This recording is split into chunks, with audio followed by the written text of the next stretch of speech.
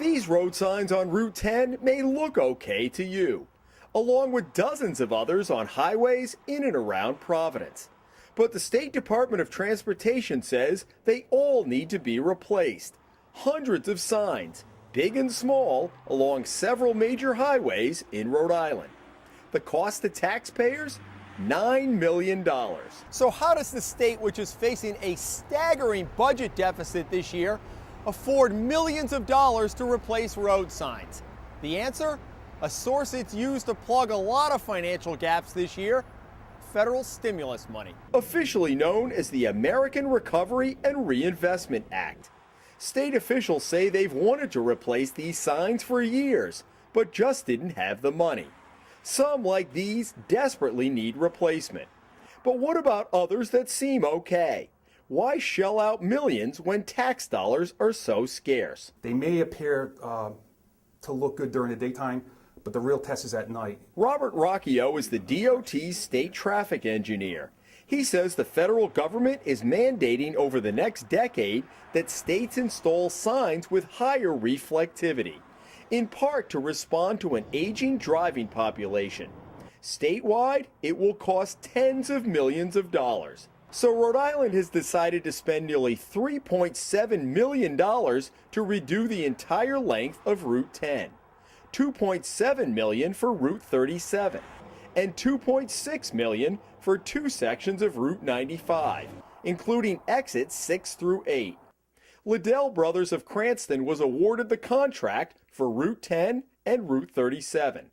Road Safe Traffic Systems Incorporated, headquartered in Illinois, won the Route 95 job. So we wanted to know, what do you get for $9 million? Well, it's not just signs. There are dozens of items, from $100 to replace a forsythia to $50,000 or $75,000 each to install new overhead signs that will look like this one on Route 95. There is built-in overtime for flaggers, and milepost markers at $131 each have you paying nearly $13,000 to mark your drive.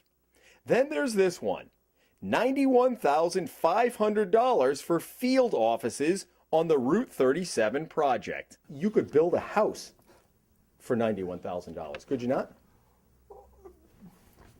I'm not sure about that, but anyways, Well, take a look. Take a look at 035. Okay. Take a look at the line. What I can say is it's a low bid process. There are certain, we do look at the numbers if they seem very high. Does that seem high to you?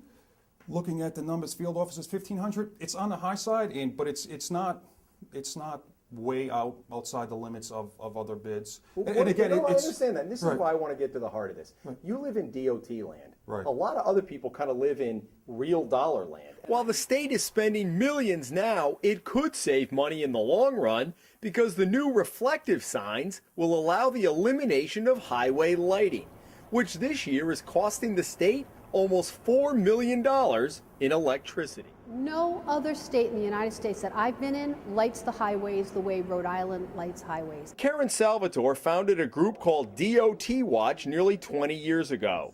For years, she's pushed for the state to cut back on highway lighting.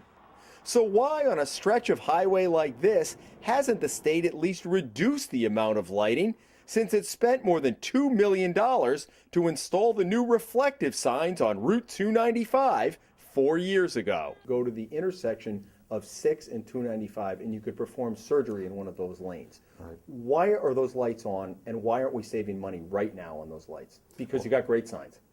You're absolutely right. It is a requirement. There are also lighting standards at interchanges specifically. It's a good point. I mean, why do you have lights and reflectivity? Governor Sondland turned off all the lights on the highway. That was very quick because there was a fiscal crisis in Rhode Island. So he said, okay, we can't afford the lights. Boom, he turned them off. Nothing happened. We didn't have increased traffic accidents. We didn't have horrible things happening on the highways. And that's a debate that's likely to continue. Right now, though, the new signs are going in.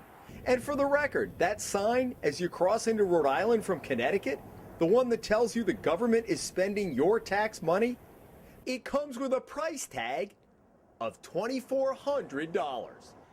In Providence, Jim Hummel, for the Hummel Report.